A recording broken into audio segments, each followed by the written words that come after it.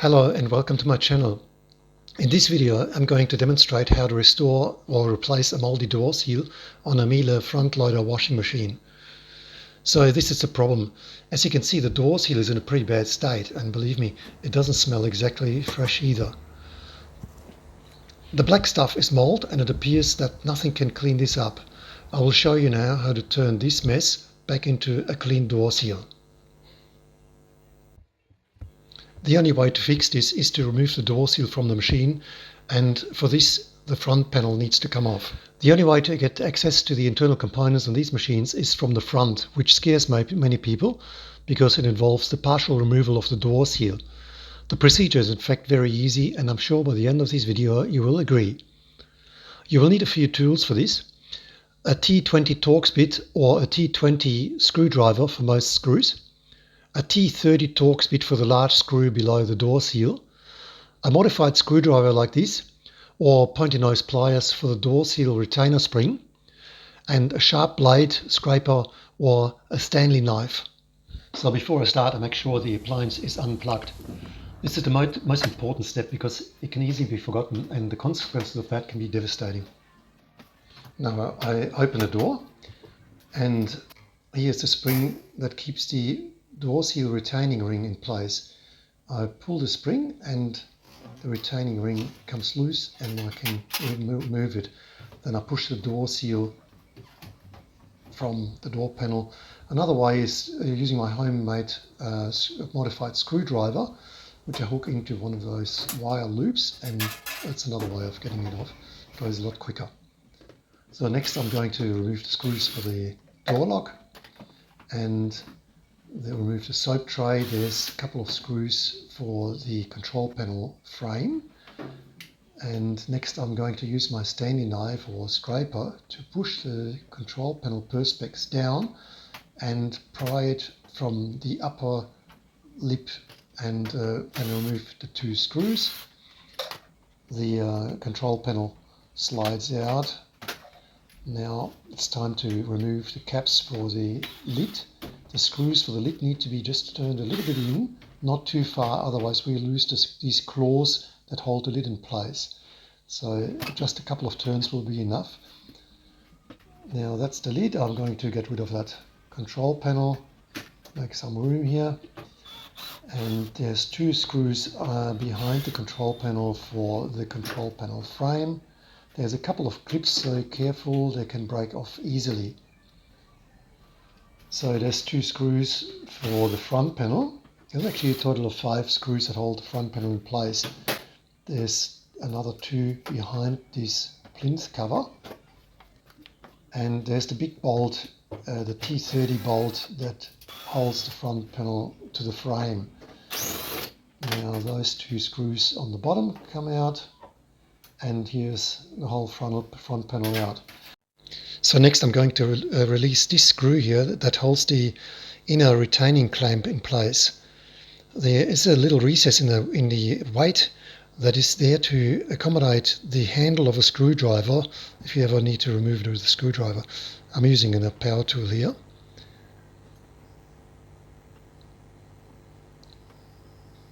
That is a T20 bit that slides in there. I'm undoing the screw now, and the wire usually sticks to the door seal, so I'm just using a blunt tool to push the wire up a little bit along the screw.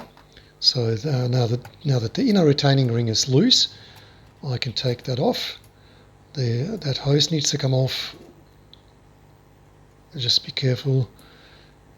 It slides quite easily out of that door seal.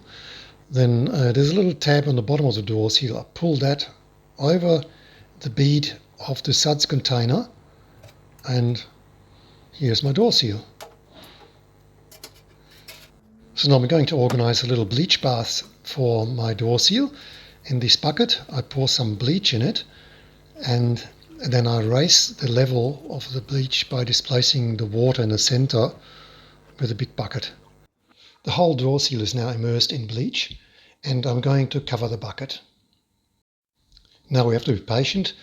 I'll check a day later, and after 2 days usually the mould becomes a soft substance that wipes off quite easily.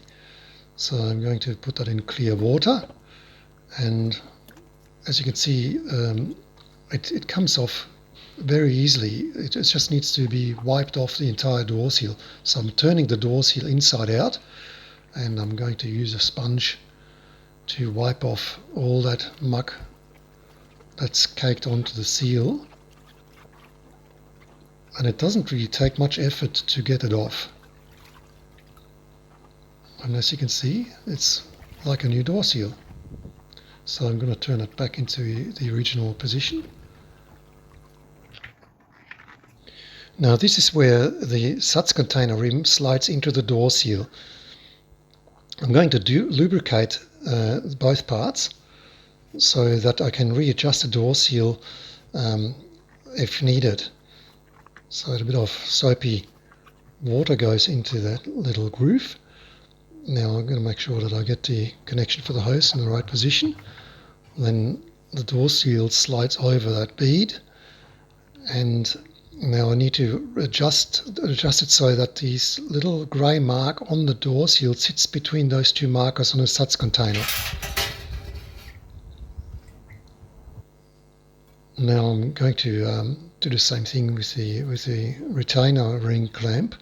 I'll lubricate that as well, and the outer part of the door seal. It makes the assembly so much easier when things slip easily. Now the ring needs to sit quite nicely in every spot.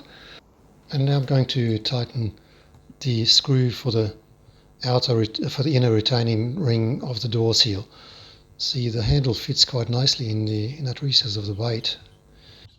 So I only tighten it a little bit, and then I'll check the distance between the door seal and the drum. If that distance is less than 3 millimeters, then the drum might start to rub on the door seal and start to squeak, which isn't really much of a drama, but it can be quite annoying. Where the door seal is too close, I'll just pull the door seal out a little bit before I tighten the screw on the clamp.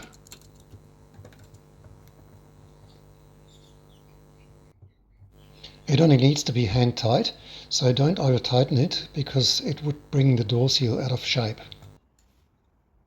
So next I make sure that I get the orange tab for the door lock release mechanism into the little slot where we access the strainer on the front panel. And then I'm going to put the big bolt right under below the door seal. I'll put that in place first. And then there's 2 screws that go on the top and the 2 on the bottom, of course. Then I'm going to secure the door lock, and then I'm going to apply some soapy water around the bead where the door seal sits on the front panel. So this, I've got to put a bit more love into that part of the job. So the door seal needs to go quite nicely over that bead, and it must sit evenly on that bead, which is actually quite the way it will fit in eventually. So I'm going to put a bit of soapy water around the outer part of the door seal and around the retaining ring. Then I'm going to use my special tool, stretch that spring a little bit, and at the same time on the opposite side I'll push that retaining ring over the bead, and the door seal is in place. Clean up the mess a little bit. Don't forget the 2 screws on the bottom for that front panel. And I'm going to put the control panel back in place. There's only one way the connectors fit there, they're keyed, so we can't really go wrong there. So the frame goes in place, 2 screws, don't forget these, don't break the clips when you put the frame back in. And the control panel goes back in place with its 2 screws, left and right. Now there's also a good time to clean up the muck around the switches with a bit of soapy water and a toothbrush. And the soap drawer goes back in place, the cover on the bottom goes back in. The perspex for the control panel slides into the bottom of the frame, and then I'm going to use a Stanley knife or a sharp blade to force it under the top lip of the frame. So I've got to be careful because it can break easily, and the back of that perspex is painted, so you don't want to scratch that. When it comes to the lid, the screws for the lid can be a bit tricky. That screw actually screws into a little claw. See, when I turn the screw clockwise, the claw comes towards me, anti-clockwise, and it moves away from me. If I turn that too far, I will lose that claw. That claw goes under this side panel and holds the lid in place. So the lid hooks into the tabs on the back of the machine, and then I need to wiggle it around a bit so that it goes into place.